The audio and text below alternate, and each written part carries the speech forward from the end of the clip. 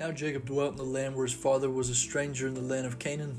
This is the history of Jacob. Joseph, being 17 years old, was feeding the flock with his brothers, and the lad was with his sons of Bilhah and the sons of Zilpah, his father's wives, and Joseph brought a bad report of them to his father. Now Israel loved Joseph more than all his children because he was the son of his old age. Also he made him a tunic of many colors, but when his brothers saw their father loved him more than all his brothers, they hated him and could not speak peaceably to him. Now Joseph had a dream, and he told it to his brothers, and they hated him even more. So he said to them, "Please hear this dream which I have dreamed, where binding sheaves in the field, then behold, my sheaf arose and also stood upright, and indeed your sheaf stood all around and bowed down to my sheaf." And his brothers said to him, "Shall you indeed reign over us, or shall you indeed have dominion over us?" So they hated him even more for his dreams and for his words. Then he dreamed still another dream and told his brothers and said, "Look, I have dreamed another dream, and this time the sun and the moon and the 11th star bowed down to me." So he told it to his father and brothers, and his father rebuked him and said, "What is this dream that you have dreamed? Shall your mother and I and your brothers indeed come down and bow to you there before you?" And his brothers envied him, but his father kept that matter in mind. Then his brothers went to feed their father's flock in Shechem, and Israel said to Joseph, "Are not your brothers feeding the flock in Shechem? Come, and I will send you to them."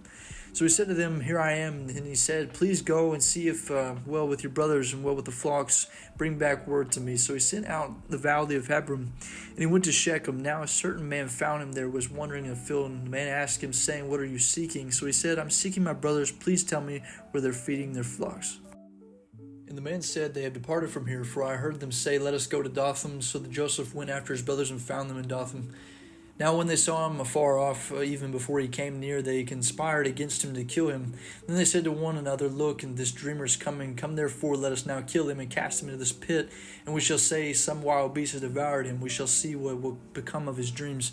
But Reuben heard it, and he delivered him out of their hands, and said, "Let us not kill him." And Reuben said to them, "Shed no blood, but cast him into this pit which is in the wilderness, and do not lay a hand on him, that he may deliver him out of their hands, bring him back to his father."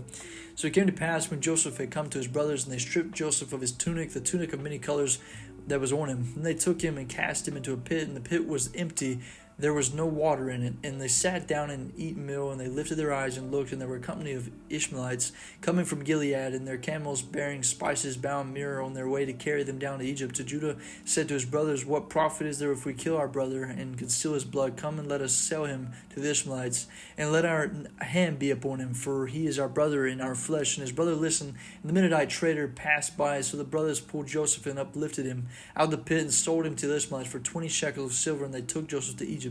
Then Reuben returned to the pit, and indeed Joseph was not in the pit, and he tore his clothes